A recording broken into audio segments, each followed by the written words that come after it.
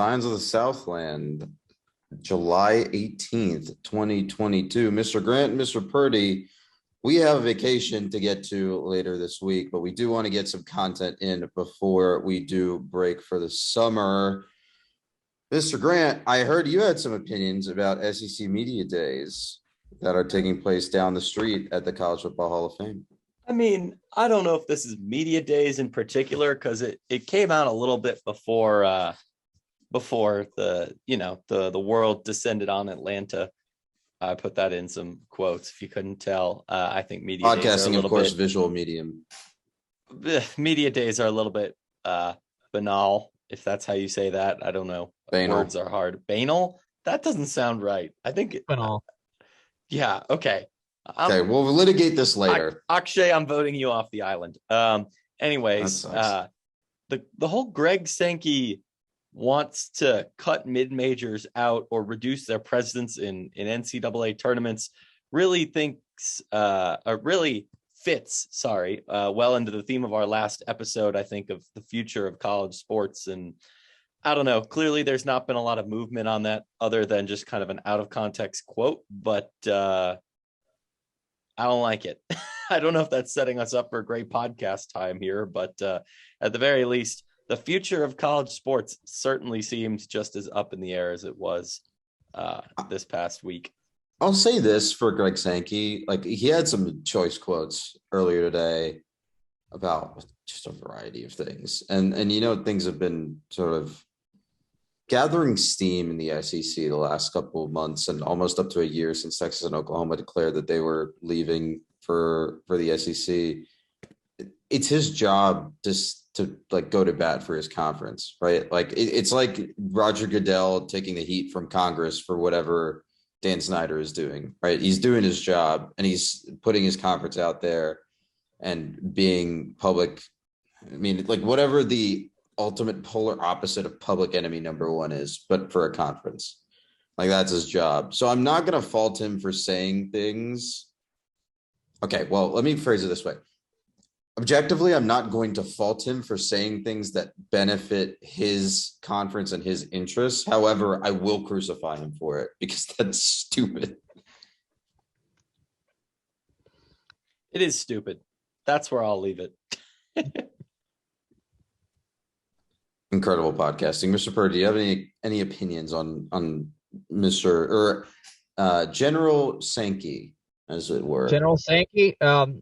I mean, this seems like a massive FU to the old Cincinnati Bearcats who, made the playoff. So I think it would be even worse for those basketball or baseball teams, though, right? Yeah, no, I mean, yeah, that's for sure. I mean, the SEC's had their stretch of success, see Ole Miss, and LSU and other teams that have made it, and Mississippi State. And Mississippi State, right. Yeah, the idea of it just means more, it should only be a tagline and not an actual way that you do business in this whole thing. The SEC is not any better than any of the other conferences, and in a lot of ways is not as nice because they think they're all that.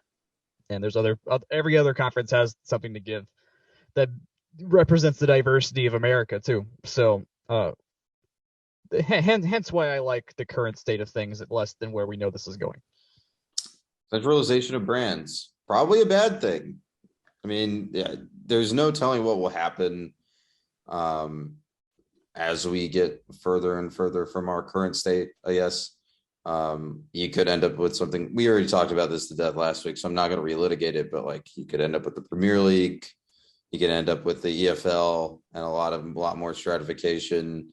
It's unclear. I don't know. I don't know what to make of it. I just think that Sankey's an idiot for saying these things out loud. Not great. All right, what's next? Riveting start to podcasting today on Scions of the Southland. I'm sure all of us are having fun talking about someone that is not ACC related and not Georgia Tech related.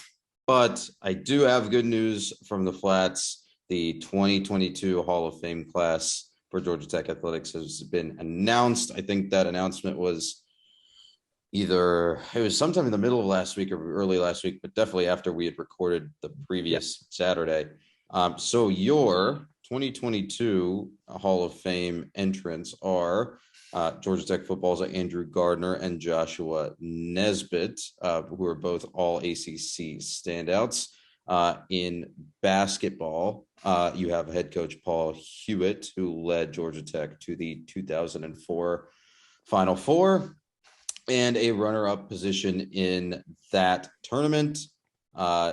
Three-time tennis All-American Guillermo Gomez as well. And then to round out the class, all ACC first baseman with the softball team, Whitney Stripling, NCAA champion high hurdler Shantia Moss, and diving All-American Evan Stowers. All of those were from ramblinrec.com. I could give you the years. I could give you the dates. I think a bunch of these are just before our time, but Jake, I want to kick this over to you since you're the history buff. What do you make of some of these selections? And do you have a particular favorite that you're looking forward to getting honored? Yeah, I think it's funny to say that I have to speak on these as the history buff, because I'm pretty sure a decent chunk of audience probably interacted with, at least the football and basketball versions, even if they didn't necessarily pay attention to the others. But yeah, no, I think probably the headliners of the list, Paul Hewitt and Josh Nesbitt, are well known for all the right reasons. Nesbitt being such a huge part of those late Gailey and early Johnson football teams. Obviously, Paul Hewitt kind of gets clowned on, I think, a little bit unfairly. Maybe that's me with some lenses, but in terms of his recruiting and his team success, I know. Those were pretty great years, but I think my low key two favorites on here, obviously love Nesbitt, love Hewitt, but Guillermo Gomez and Wendy Stripling definitely need to be discussed for their great accomplishments. If you look at the men's tennis stretch between those late 20, those late aughts, early tens, it's really Guillermo Gomez who was their Andres Martin, who was their Chris Eubanks, whatever you want to do to fill there. He was quite good, and the media guide will back it up just with him featuring heavily, three-time ITA All-American, number 3 in the ITA singles. He was the rookie of the year. He won the player of the year. He went to the NCAA men's singles championships all 4 years. The team was good then, but he was just such a huge part of that. And really, in terms of singles victories, he's only matched by Coach Kenny Thorne. Obviously, this is me paraphrasing a decent chunk of his bio, but I think it wasn't a name that I knew to expect to come this year. But as soon as I saw that it was on there, just made a ton of sense. Honestly, I don't really know how they pick these in a given year. I'm a little bit more well-versed in the Byzantine requirements to get a jersey retired, but definitely deserving for Guillermo. And then Whitney Stripling, really, I don't know the best way to, address the preferred reference there. But in terms, keystone player in Tech's greatest run in the sport, that was Whitney. 4 ACC tournament NCAA tournament appearances, Tech's lone super regional. But in terms of the records, home runs, runs batted in, total bases, really you can't really do much better than that if tried, really. Hey, Tech's that was my favorite thing. That was my favorite thing I learned today, was that she was the all-time softball home run leader. So that seemed like an important information I should know. I'm like, wait, I didn't know this. This is cool that I now know this, because I kind of would have guessed it was someone that played recently, even though that's totally not the case, because no one's played enough to get there or been dominant enough. So yeah, that was here's a good. The number is question. 61 for your trivia answers. Yeah, 61. Jesus Christ, 61 homers. And that's the thing too. That was Tech's best hitter and their longest sustained run of success. Even though I guess Trisha Awald did play her freshman year at Kennesaw, but you need 4 tremendous years to set all of those margins. And that's absolutely what she had. And the team had at the same time too. What I was getting to is like, okay, so that's 61 homers over 4 years. That's a 15 homer. I guess 15 homers isn't as much as I thought it was per year. But my thought is that because there was a bat adjustment across baseball and softball at some point during the early aughts, because they either went to BB core or adjusted BB core. I'm wondering if that had something to do with the number of homers. Yeah, that is quite the rabbit hole to fall into. I think BB core being being brought to baseball is definitely something that we could probably have a full episode on. I mean, that's quite the change. Jake, BB core bad. End of episode. 30 seconds. Throw a couple ads in there. There you go. I think we would win there. I hated using BB core bats in baseball. I'll just put that out there. My best seasons were without those. But also, I think wasn't college baseball hitting with wood before that? I don't think softball ever used like wood bats. Yeah. That's not. You're the history guy, so you tell. I was pretty confident in that answer until you said both baseball and softball, and I'm pretty sure that. Look, you're the non-sports guy. I'm guessing. Not to say that you've completely undermined my confidence in something I was very certain of, but I'm pretty sure softball didn't have the same let's just say bat drama that college baseball certainly has had. And again, the argument being, oh, they play with wood at the next level. Oh gosh, no, never mind. We're reeling that back. This is not. No.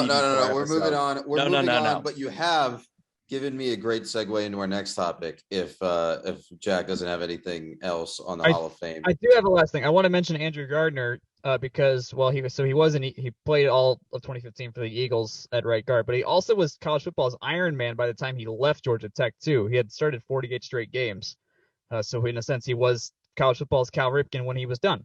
So that's a notable thing, which my guess is we haven't had someone replicate that since. So if you wonder why we were good when he was playing, it's because he was also not getting hurt. So didn't want to leave that hanging. True. Fair enough. Congrats to everyone that was inducted or at least nominated to be inducted. I think their actual induction is scheduled for next year. It's a weird quirk of the schedule. I think it's because Tech football does not have its usual complement of home games to fill its specialty slots. So that they will Mercedes-Benz game.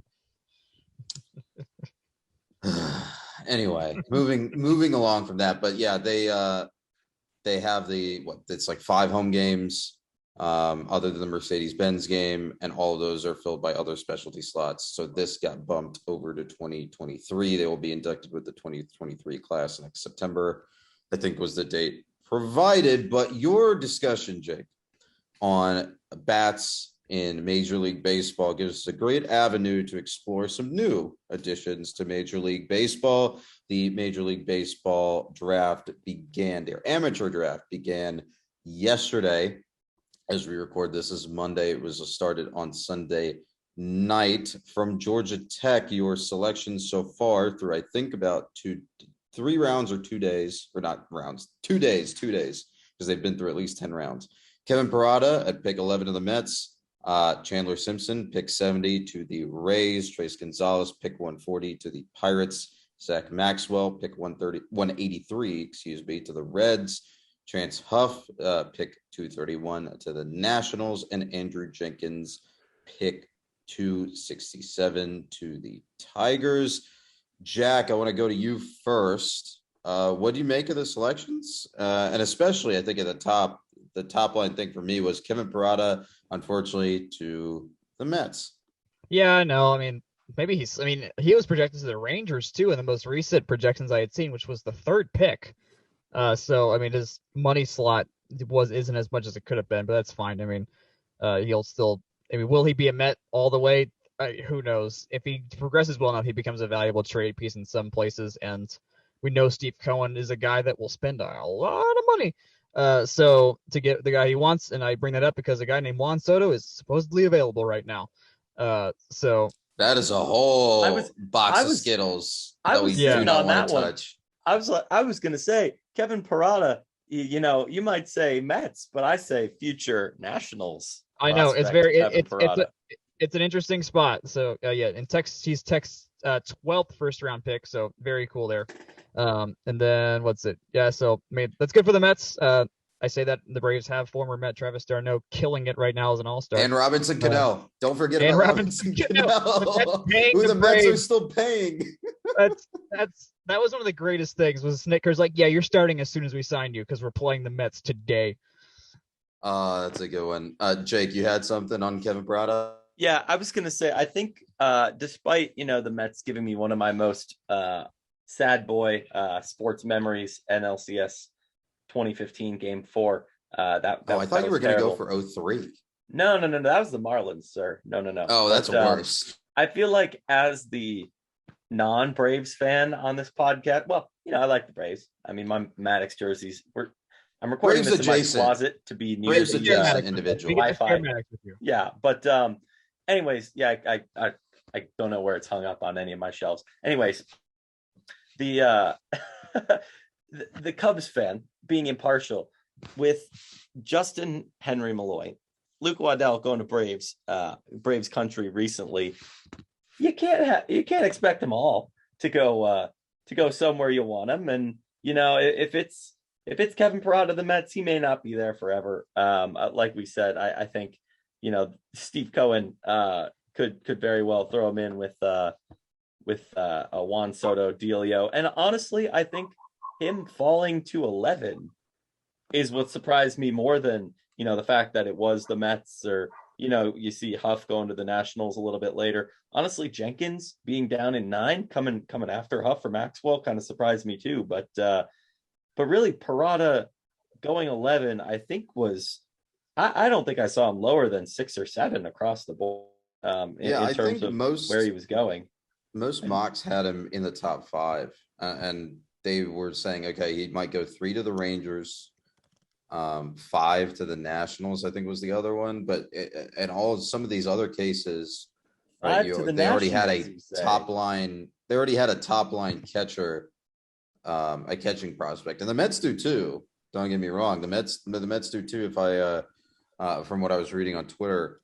But obviously assets are assets, right? All these picks are lottery picks. So, all these picks are lottery picks. So who knows?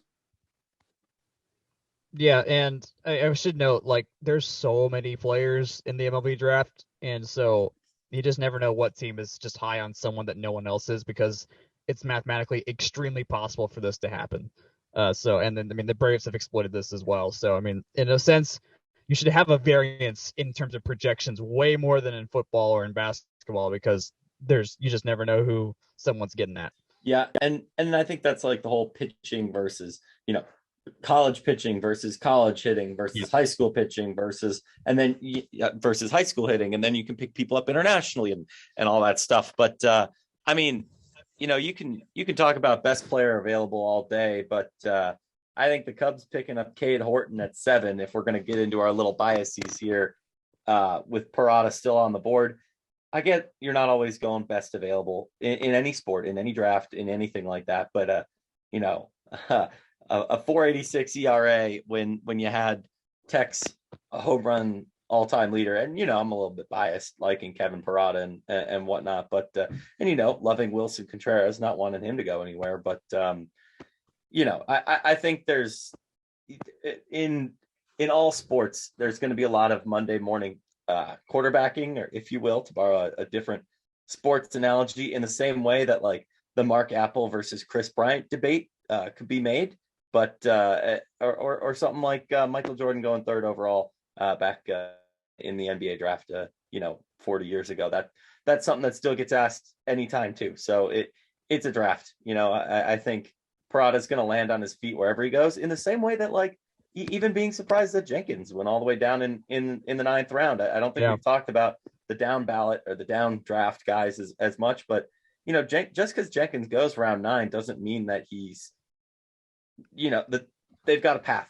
Kevin Parada made his money, and that check's going to be a lot bigger than the guys further down. But it just because you got a first round grade next to your name, it doesn't mean that you have more shots. Maybe there's a little bit more investment, but it's the same reason. And I don't think we've talked about this at all in any of our socials or in any of our channels, because maybe it's the Diamondback system more than anything else. But like Tristan English, he's still kicking it out there in Amarillo with the Diamondback system, and he's in Double-A now. So it's guys that'll take their time, and it's going to take 5, 6, 7 years. Heck, Dietrich's bounced in and out of the big leagues, down for a couple weeks, down up for a couple weeks. Like, that's just baseball. I think more than anything, it'll just be interesting to see how it plays out. But obviously we would tend to agree that certain positions, certain people have more or different or better, fill in your blank there, odds of making it. And sometimes that's down to the system they're in too. But, Parada's going to land on his feet. Simpson's going to land on his feet. Gonzalez hit for average the entire year. Maxwell showed just what kind of pitcher he could be in the performance of a lifetime up in Knoxville to close out the season. Huff, I don't think we've seen him unlock his full potential yet, and that's exciting that he's in the national system too. And then obviously Jenkins, that's somebody who's gonna hit. It's just a matter of staying consistent and getting those reps in on a Tigers team that seems like they could use talent wherever they can find it. So good for them. Yeah. Jack, you get the last word here on the draft. Chandler Simpson, as much as Parada's great, he might be actually my favorite to make the league first, just because of his sheer speed, which turns him into like your Terrence Gore, still in base threat kind of guy that you just need late season. And he's with Tampa, who, as much as it's insane that they're competitive, considering their salary, their salary cap and their stadium are still competitive every year. So I would not be surprised if he just kind of sneakily climbs up faster because of that. He was a compensatory pick as well, and not a normal round pick. So just for categorization purposes. But no. Hey, we got 6 guys drafted. How about that? That's fun. Yeah. Good busy numbers. Day today, especially. And that doesn't count signees too, does it? That there were a couple signees. I think Lamar King was one of the commits that was drafted. I think he went in the 4th round. I don't have a full list of those. All I have are the ones that actually went to Tech for more than a cup of coffee here. So that's something to dive into. We'll sort of keep everyone apprised on how Tech baseball's recruiting class stays together through this period. But let's swap from the beginning of pro careers in baseball to the beginning of pro careers in women's basketball, because Lodemai Lottanen has signed with a team in Belgium. Jack, do you want to tell us a little bit about her journey? Yes. So she did commit to, or at least apply herself to the list of available WNBA draft people that could be drafted in the WNBA. She did not get drafted. Went home to Finland. I guess they keep training and whatnot. Enjoy life at home because that's a long way away and very different from Atlanta. And she got picked up by the reigning Belgian champs in whatever the Belgian league is, the Kangaroos Basket Mechelen. Yes, their mascot is indeed the Kangaroos. I'm so excited. If you go to their website, for the people that they don't have face shots of in their roster sheet, they just put images of kangaroos instead. It's very fun to look at. For those that are geography nerds, Mechelen is in the Antwerp province of Belgium, in the north portion of it. So basically, it's in the Flemish area of Belgium, because there's the Flemish and the Belgian part of it. So that's where she is now.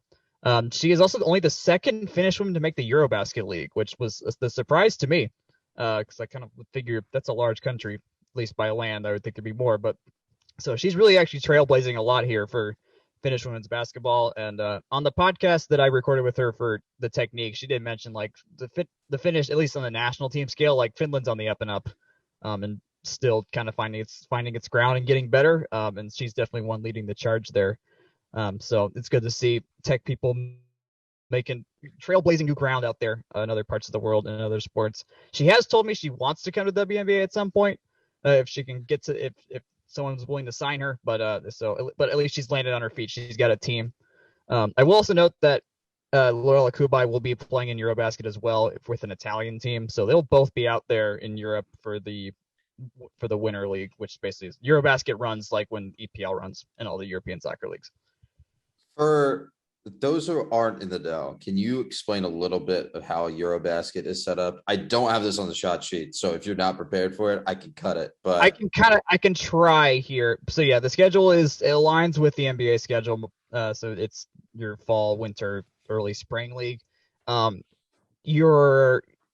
So the biggest clubs that you know of in soccer also have other sports, like Galatasaray and FC Barcelona, Real Madrid. They have other sports. They're sporting clubs. They're not just soccer teams.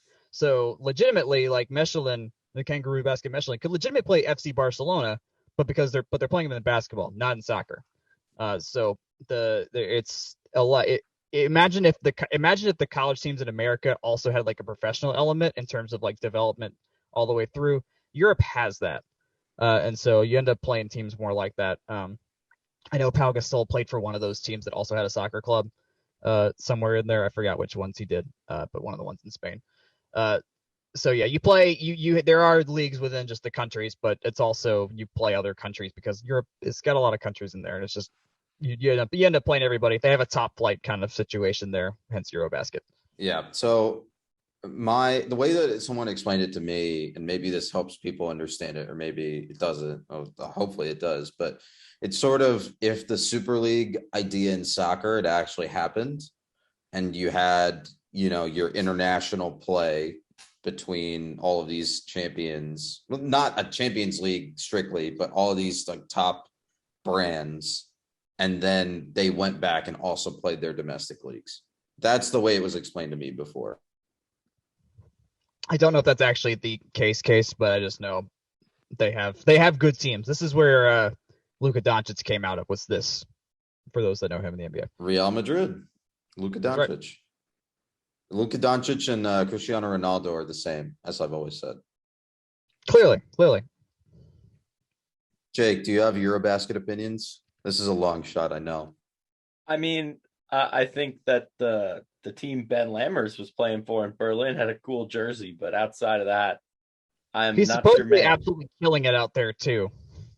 That's good for Ben. Laminate all those fools over in Germany. Also, still the greatest billboard I've ever seen is the one that was outside of Northside Drive Cookout with him doing the Michael Jordan like wingspan thing and the calculus book in one hand. I hate that I know exactly what you're talking about. That's my favorite Atlanta billboard I've ever seen. And funny. Got math. I don't know how I missed that. The laminator, really special guy. But yeah, no, I have this many opinions about men's Eurobasket, and I'm not even going to pretend to know anything about women's Eurobasket. For those watching the podcast, it's a millimeter's worth of opinions. Yeah, podcasting again, visual medium. It's only natural that it's a visual medium, actually. Indeed. Speaking of other things that are displayed through visual media, Georgia Tech football revealed some new uniforms for 2022. These should be in rotation until 2025, if I understand the uniform contract properly, either 2024 or 2025. I will set the table, and you can sort of hear the disdain in my voice. So I will set the table with the positives first. Number one, the navies, they look good. They've gone with a metallic stripe down the sides. It's supposed to evoke classic uniforms. It's the same metallic paint that's used on the Ramblin' Wreck. That's good. I think the shoulder stripes and the pant stripe down the leg on the navies and the golds, and also the navies, the whites, and the golds all are the same. They have these metallic paint is also used on the numbers. That's notable. That's good. They also have 3 colors. So that's your navy, your white, and your gold/yellow. Mr. Purdy, I want you to be bad cop here instead of me. and dish a little bit on what you thought when you watched this uniform reveal video. Yes, sir. I will. Okay, I'll start with. Let me at least start with the good because I think the white and blues look great, just as they Yes, are. I did not make that clear. The white and blue combinations do look very good. Yes. I want to make sure that's not lost. I want to clarify everything that's about to come in the next 5 to 20 minutes here about these uniforms, in that we have found no problems with the white uniforms or the blue uniforms or the white pants there was blue pants too. They looked fine. They look great. They look like your classic. At least for me, they look like the classic tech that they should be. Come to the yellow mustard, and we have a very different problem afoot here. As we know, the team kind of they stated with the previous uniform set that they were focusing on the old gold part. The last time when we were wearing the Russell Athletic uniforms pre-Adidas, I counted 4 different shades of yellow or gold on the uniforms, head to toe, which seemed like a problem to me. It's like, okay, we know we have a gold. Why are there 18? Why is there just a bunch of different versions of it here? Like, that's not anywhere else in our school. And then we went to that one set of gold, and it was great. It looked beautiful. My favorite uniforms were the white uniforms with the gold letters and the gold pants. That just looked fantastic. And it was because it was the right shade of gold too. Like, it was the old gold that we had reset to. It's on, like, you can literally, for those that don't know, you can find the official like colors of the school, which includes some like other colors like purple and whatnot for other uses, but you can see like the proper color usage for old gold and then Buzz gold, which only is supposed to apply on Buzz himself, the mascot, the actual fabric that he wears. Sorry, I kind of broke canon by saying fabric. Sorry, apologies for breaking through the fourth wall there. Regardless, so the gold that's on these jerseys is not the old gold. That's the main complaint here. It looks like burnt mustard. I personally do not enjoy that because it's not a school color. That said, it will pop more on television because it's not as sublimated and it's not as, I want to say rustic. It's just not as the word that we used in chat was a dull. Yeah, it's not as dull. It's drab was another word I heard. So at least it'll pop more on television because as fat as it is, we play a lot of day games. So we're kind of noon games. Call a spade a spade. Noon games, yes. First game will be 8:00. The next game's at 3:30, and then the rest probably except for the Thursday game at noon. So I personally do not like the yellow because it does not look yellow. They did not clarify why it looks that way. It does look like the Calvin Johnson unis from 07 to 10. So in terms of the classic part of it, but a lot more yellow. Yeah.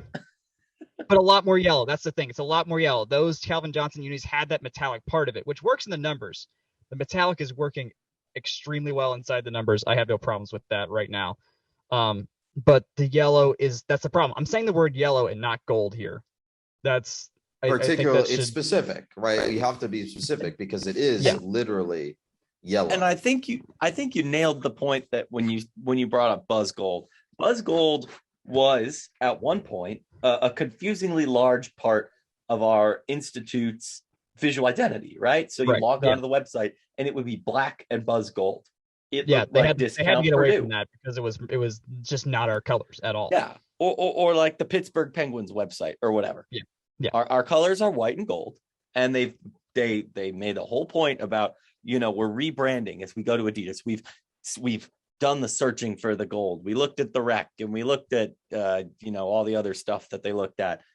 It's been beat to death. We know what they're talking. You know what I'm saying. And then 3 years later, here we are backsliding after the Institute has redone all the websites. So they finally are white and gold and has released a comprehensive brand redesign of their own, also white, gold, and navy. Clearly it's clicking somewhere, and I get it. Gold is the hardest color to make pop in the right way on uniforms, right? It's, a hex can be all over the place. Metallic looks way than non-metallic, and I'll add there, the metallic does look fantastic. I don't know if it's an exact rec match or whatever. Give me more of that shiny gold. That looks fantastic. Put that on a basketball uniform. I think it'll look incredible. Critically, you can tell the difference between that metallic gold and Notre Dame's metallic gold in their helmets. Yes, absolutely. It's a deeper, darker shade. It doesn't look like Jesus, portmanteaus everywhere. It doesn't look like the Golden Dome Notre Dame holy gold kind of dealio that they've got going there. It looks more like brass, which I think is when we think about white and gold, I think, gold just covers such a big spectrum, and that really like tech brassy industrial look is much more than the, gilded kind of gold. Right. And we should clarify, we knew there was going to be a refresh coming. Ken Segura wrote a post when the previous set of uniforms got released that there was going to be a refresh in 3 years, which happened to be 2021. I have emailed the team asking why this got pushed to 2022, assuming it's COVID and supply chain issues more than anything, as with the rest of the world's issues of not getting things out when they said they were going to pre-COVID. So I'll have clarify. I'm going to write a piece about that and clarify all these kind of logistics and other parts of it. I will note in that logistical realm, before I let you finish, I will note that the announcement post on ramblingrec.com did mention that this has been in progress for 2 years, which would put it summer of 20. Right. So if you have, and I mean that we know from MLS that's about the lead time for MLS uniforms as well, right? It's 2 years. So, but notably is Adidas. Yeah, it's all on Adidas for having 2-year lead time. So I don't know if the answer that you're going to get is going to actually be COVID and supply chain related. I mean, I'm interested to hear from the horse's mouth, but yeah, that's also why I asked. And some of the questions I've asked them, which you'll see later, were maybe obvious questions, but I wanted to hear from them. Like, okay, like what are you saying is the case with all these things? So my hope is by the time we record next week, I'll have answers more on like why we got to this shade of gold.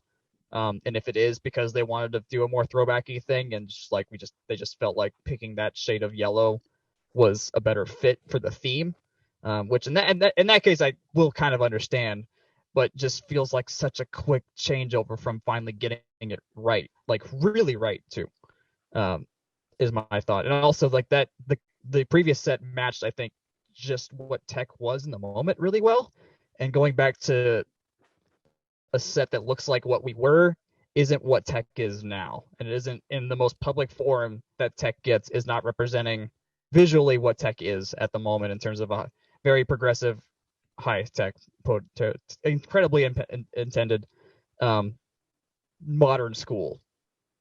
Yeah, so.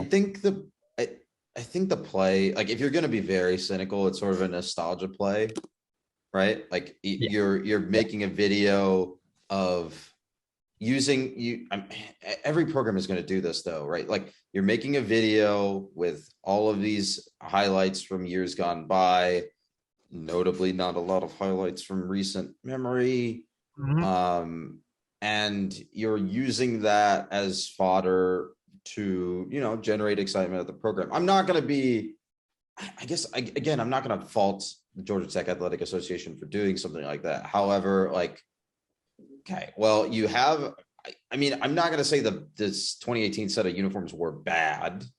They had some issues. I think that the use of specific colors on the numbers, and sometimes the way that, and some of the alternates were definitely points of criticism that I would have offered and have offered publicly. But like you said, they fit, right? They fit, the colors worked. They were one shade of gold for the most part. Obviously the helmet has to be different, but the pants, the stripes, like all that was the same thing. And now you've just sort of gone away from that in a very, very divisive way, I think is the best way I can put it politely. Jake, you had something on this? I don't think most people give a damn. I don't think this is divisive versus the old ones. The old ones were fine. They weren't particularly memorable. They weren't particularly good or bad. You said it. They had their flaws. Yeah, sure. Gold numbers on white background, whatever. Gray Devils, et cetera, et cetera. They were fine. Okay, the gray and the black special uniforms, don't get me going because we know I'll go there. But in terms of making a pivot, it's keeping them fresh. I don't think you can say that them going, oh yeah, we don't want the same stinger stripe as we used to have on here anymore. That's divisive. No, frankly, well, no. Y'all got your 20 minutes of rambling in. It's time for me to uncork one.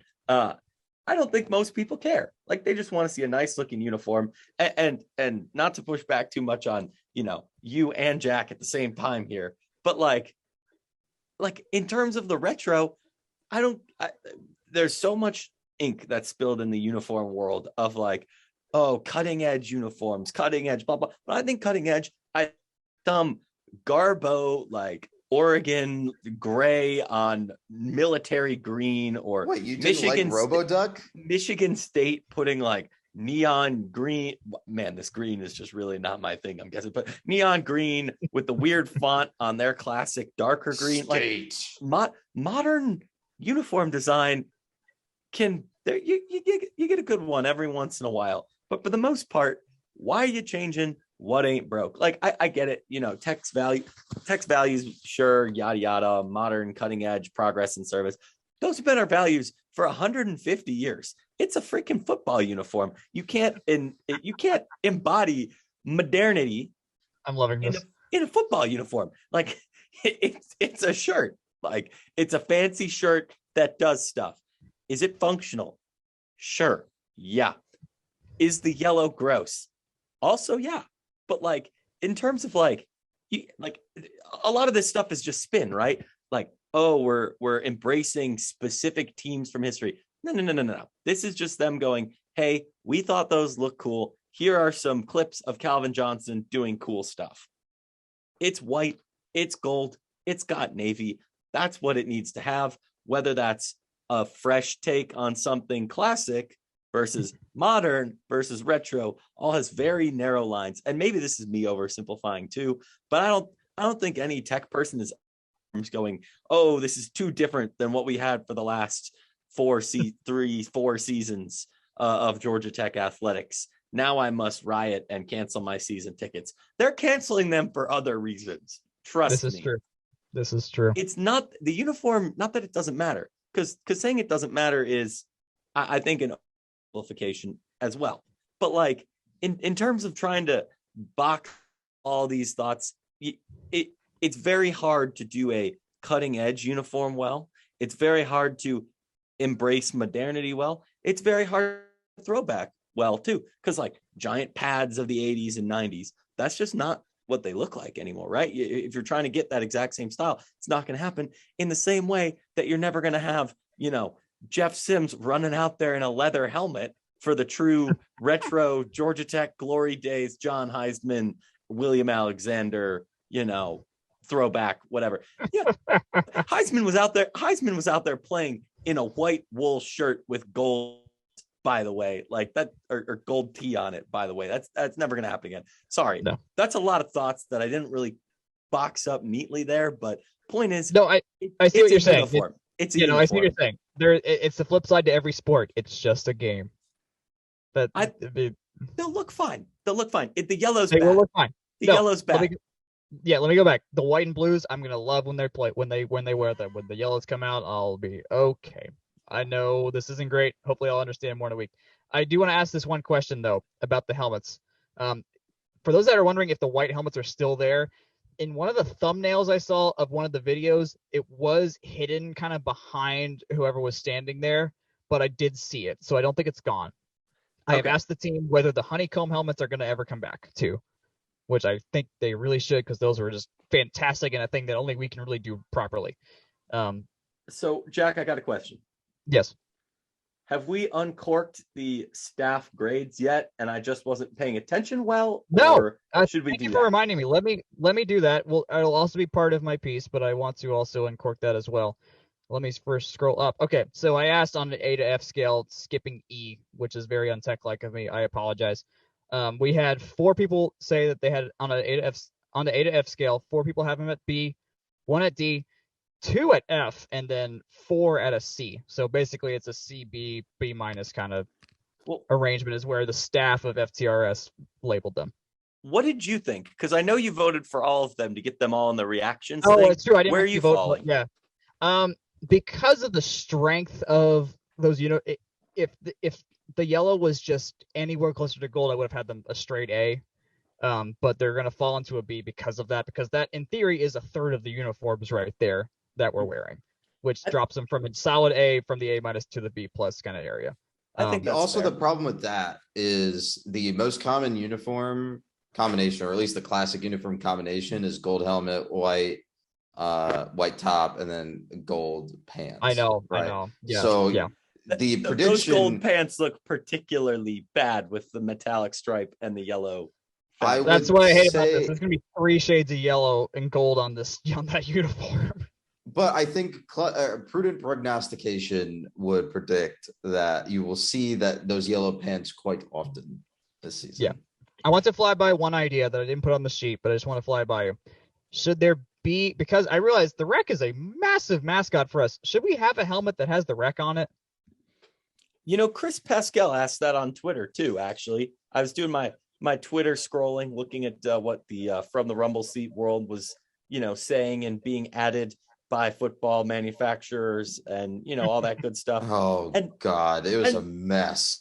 If Purdue can put that weird Purdue Pete old school Russian nesting doll looking logo on a helmet, I think we could pull it off too. I think, I don't know if I would love Buzz on a helmet, but I think the wreck could look pretty neat. Wouldn't put Buzz, but as a future Big Ten school, Georgia Tech, it works. To clarify, disclaimer, not reported, not official. I have to provide that legal disclaimer before the state of California decides to sue us, because that's what they're doing to UCLA. Wait, are they still HQ'd in San Francisco? Can I take a trip out there and just No, they're remote now. Rats. They might still have the building. We'll have to check that out. What do you think? All I have to say, if you're gonna buy one of these uniforms, just do yourself a service and don't buy the yellow one. It'll only be around for a few years anyways. I also did want to clarify the idea that a fresh take, it stops after 3 years. It seems crazy for an institution that's been around since the 1800s or what. So, yeah, I will say, it is a little bit jarring to see, just that it is a little bit of a change, but I don't know. Maybe this is my relatively short lens as a fan and long lens as a historian. Because, at the end of the day, this is really only I guess this will be the seventh season that I follow Georgia Tech football. That seems too many.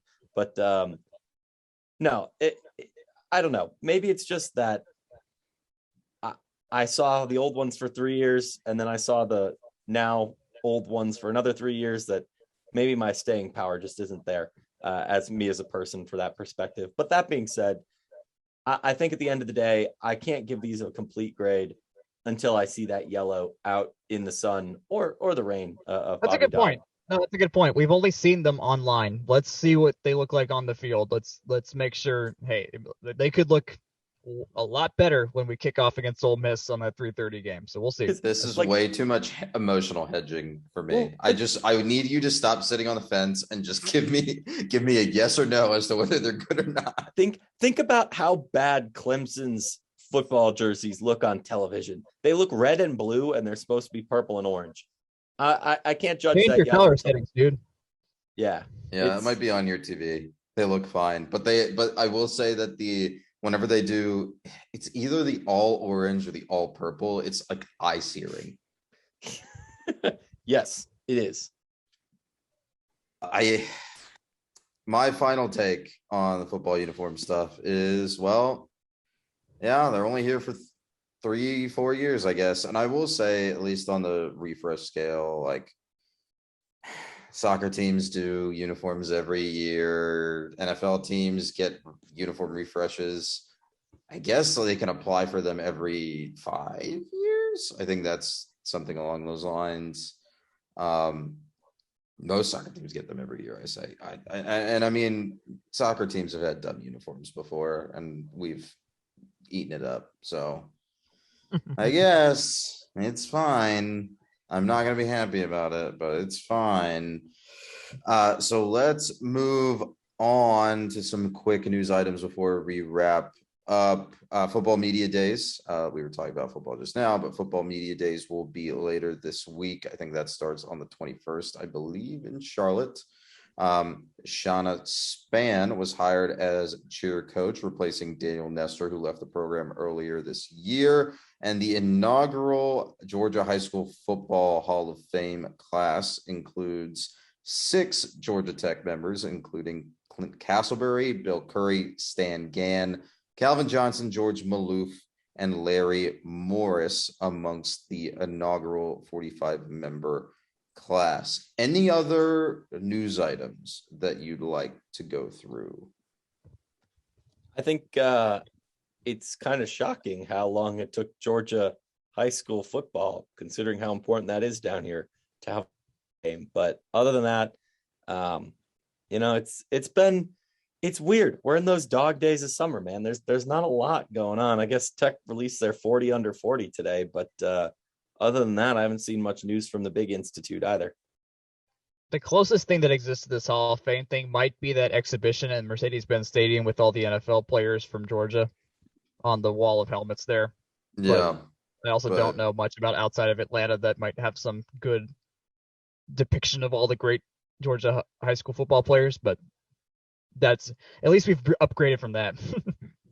Yeah, it is a 45-member class. Obviously, it's all high school oriented. So you're going to see some names that you wouldn't see like at the college level too, or even players that didn't make it to the NFL. Like high school football is a big deal. Like you hit it on the nail on the head, Jake. Like there's a reason why people rate Metro Atlanta and even around Valdosta for football talent, right? Like, it's a really, really good place for it. But I think with that about wraps it up for us in terms of Georgia Tech football talk this week.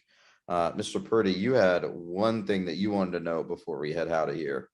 Yeah, we had the home run derby on the list because Ronald Acuna is hitting tonight against Mr. Pete Alonso in the first round. But as we were sitting here on my phone, I got an ESPN notification that said that the All-Star game after 9 innings will not be determined by extra innings any longer, but instead a home run derby, as we've all wanted forever, so that we don't have to watch a 12-inning All-Star game, which, granted, last time that happened, Brian McCann hit the game-winning hit, so that was great. But regardless of the fact, you don't have to watch an exhibition game for 5 hours because the best part might actually be saved for last with some sort of home run derby. I haven't gone in to figure out how the person is decided, but I assume it has to be someone on the roster in the moment and not someone you can just pull out of left field from I bet if my guess is no, they literally have to be in left field already. Sorry. Anyways, continue. Oh, okay. My guess is you can't just pull out Cody Bellinger because he's already in Los Angeles to go hit some home runs for you, even though he didn't make the All-Star team. Something like that. God, but this is just my favorite bit of news today is that finally, because you don't play this game for home field advantage in the World Series anymore, we're gonna have the fun with this. Thank God for that. I kind of like that because because I like having this game having real countable meaning. But I mean, I see why it also should not at the same time. It is an exhibition game. How can I spin this into Rob Manfred hating baseball more? I don't know. This is surprisingly an instance of Rob Manfred liking baseball. This is a good thing. No, he has nailed the All-Star game portion. He got Albert. He got the commissioner's picks in there, which is giving Albert and Miguel Cabrera their time in the spotlight, which they totally deserve in front of the entire baseball world that the All-Star game provides. Mariano Rivera is the last example I can think of that got this properly, but he still had to get voted in, get picked. It still went through the normal processes. This at least gives the shot for when guys are clearly done being All-Star worthy to at least show up in front of the baseball world and get their due applause in front of everybody. If you do want to spin this as Rob Manfred hating baseball, this is the equivalent of baseball penalty kicks. So if you want to say that soccer is ruining baseball, I think you can make that ploy. That's so funny. Jake, you have some. Jake, give us an update on what listeners can expect over the next couple of weeks as we move forward towards the season.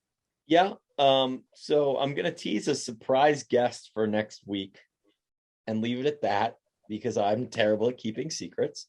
The week of the first, honestly, I don't know. We're still looking to fill this one. It's August. That's pretty much your explainer there. We'll figure it out. The week of the 8th of August, history episode. So, be excited, ? The 15th, your volleyball preview. The schedule's out by then, considering I already paid for my season tickets. I'd love to know when and where we're playing and who we're playing, all that good stuff. I know the ACC other ACC teams have been releasing their schedules, so we can piece together some of it, but just have all of it. The 22nd, keep an eye on that for your men's and women's cross country preview. TBD on other content. We might leak into football a little bit, with general football beginning to start there. I see that base, Akshay. We're going to have to talk about him eventually. The 29th. You can't make me. It's still July. They are the next game. They are Tech's next game. Like until volleyball literally starts. Volleyball will be earlier. It's just a matter of when. Oh, scheduling. Okay. Yeah. They haven't dropped the schedule yet for volleyball. Usually that's middle of August. So the week of the 29th will be football. We bring Robert on, Robert Binion of the Binion Index here at From the Rumble Seat. The Bindex. The Bindex, as I so wonderfully named it. And editor of football for From the Rumble Seat. The thing that gets the eyes on this page anyways. Anyways, that'll take us into football season, and by then we'll be readily rolling with content with your fall sports kicking off and the fall exhibition seasons for another not far behind them: golf, tennis, softball, baseball, all that good stuff. In terms of that's what I got for the schedule. If you guys have any comments or questions, knowing that we are previewing, feel free to send them to us. Also, history questions, we can make that a grab bag, but we do have a couple topics in mind. We'll leave that as a little bit of a surprise as well. But Siri is now trying to record me, so clearly I am not doing this outro very well. Anything else, boys, before I take us out? Nope. All right. My tweets about the uniforms will be dropping within the next 5 days, assuming I can get an interview fast enough with the athletic department. Fair enough. In terms of the rest of From the Rumble Seat, we are deep into the 100 days to kick off now, and you can find that on the website, fromtherumble.seat.com. Rec. Can you still rec articles? How old am I? Comment. Leave us your rec is in recommend, Jack. I saw that face too. I see now. Okay. I'm a little old school, but comment. We read all of them, and we incorporate ideas when we see them. So let us know. We also have fromtherumble.seat@gmail.com for you to email directly. You can find us on Twitter at FTRSblog, myself at Jay Grant, Jack at Jack Nicholas. And you can find this podcast, as you know, wherever fine podcasts are sold. Have a great night.